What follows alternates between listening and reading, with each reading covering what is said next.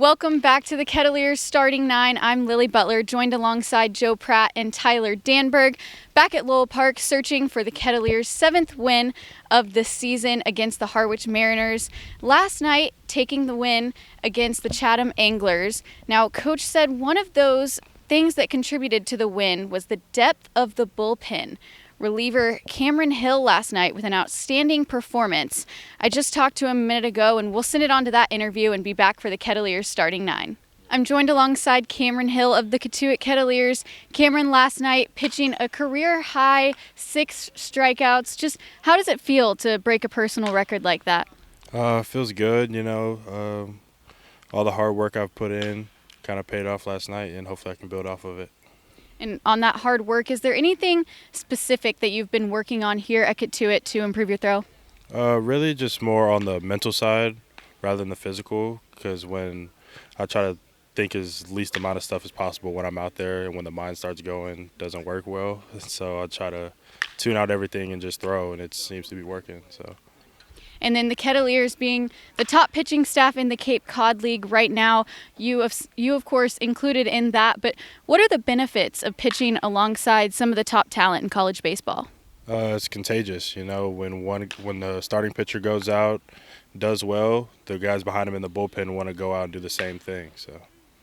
Awesome. Thank you so much, Cameron. Yeah. Now back to the Kettleers Starting 9. That was Cameron Hill of the Kettleers pitching staff. Now, Joe, what else stood out to you about last night's game against Chatham? Well, obviously the pitching staff, like you highlighted in that interview with Cameron Hill, but obviously that offense got off to a great start. 2 runs off of a couple different innings, and so you saw a couple nights ago in Orleans, it was really the home run ball that really lofted them to that win there. But last night, it all just came down to timely hitting. We saw some good 2-out hitting from Rodney Green and Cannon Peebles there in the 3rd inning, some more of that in that 4th inning, and then they walked a couple more runs in later on in that game. So just really finding ways to get on base and finding ways to bring these runs home in any way possible is something that Kettleers have done well this season, and that's going to be important in today's game as well.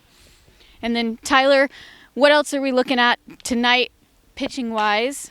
Pitching matchup against Harwich Mariners. It's going to be an interesting one, Lily. Tim Noon, left-hander, going to make his 2nd start for Harwich, and then Paul-Sean Pasqualato going to make his final start for the Kettleers before he prepares for the draft process. And this is an interesting one because these are 2 arms that went 4 scoreless innings and got no decisions in their first starts. Pasqualato looked really strong, 3 Ks, 3 walks, 3 hits, but no earned runs in that 6-2 loss against Brewster. The fastball, it ramped up to 97 miles per hour at one point, and then Tim Noon, a really interesting Division III arm out of Babson College, and so he gets the chance to continue to start against some of the top talent in college baseball.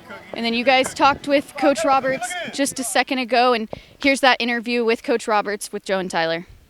We welcome you back on the Kettleers Starting 9 alongside Joe Pratt and Kettleers manager Mike Roberts. I'm Tyler Danberg, and Coach, a 3-game winning streak, sitting atop the West Division, and a win yesterday against the Chatham Anglers. What stuck out to you about yesterday's performance and the way your team got it done? Well, I think you always look at pitching first. I thought Isaiah did a really nice job keeping us in the ball game as you get through 3-4 innings, and that's what you want your starting pitcher to do every day. And then I thought it was special. I thought Hughes did a wonderful job closing the ball game yesterday, and we got a few clutch hits in between. So it was a nice game. Certainly there were a bunch of things that we could have done better, but it was a good win. And T.O. Banks out of Tulane made his debut. He's back in the starting lineup tonight. Just what do you see from him? He's got great speed out there and also a good bat as well. Well, he's a very good athlete. I don't know a lot about him as a baseball player yet.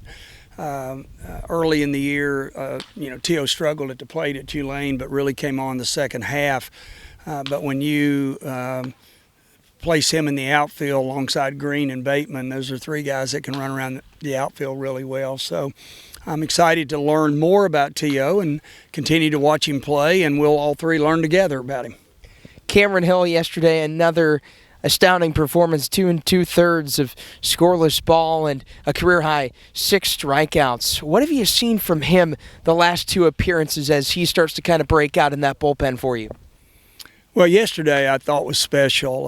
I saw a confidence level that I really liked, and he just kind of said, here it comes. I'm going after the hitters, and I'm going to challenge you, and we'll see who's better on that particular evening. And Cam was really good last night, so it was fun to watch him pitch, and he gave us a good bridge to get toward the end of the game.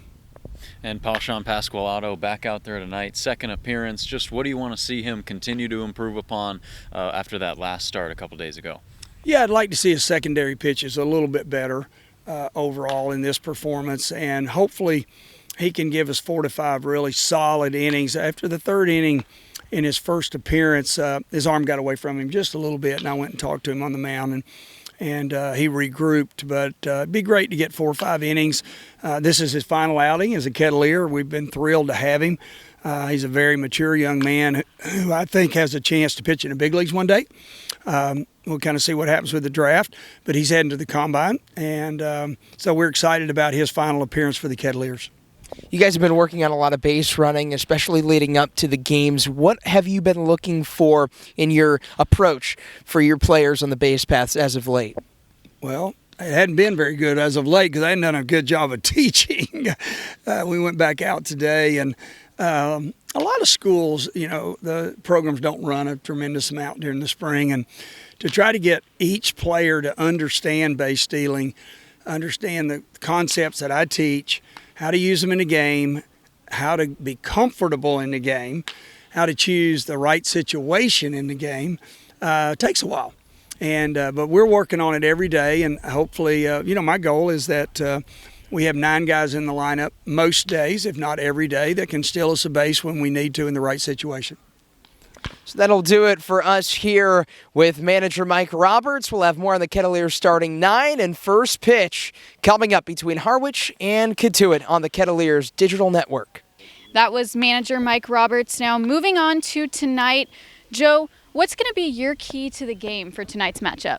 I think defense, and this team has played really well defensively, but going back to the last time Pasqualato was on the mound, 3 errors in those first 2 innings just didn't do him too much help behind him in the field. So tonight, just going to have to play solid defense. They did last night at Chatham, so just got to keep that moving into today. And this is a Harwich team that puts the ball in play a lot, so they're going to have to play some solid D if they're going to want to come out of this one on top.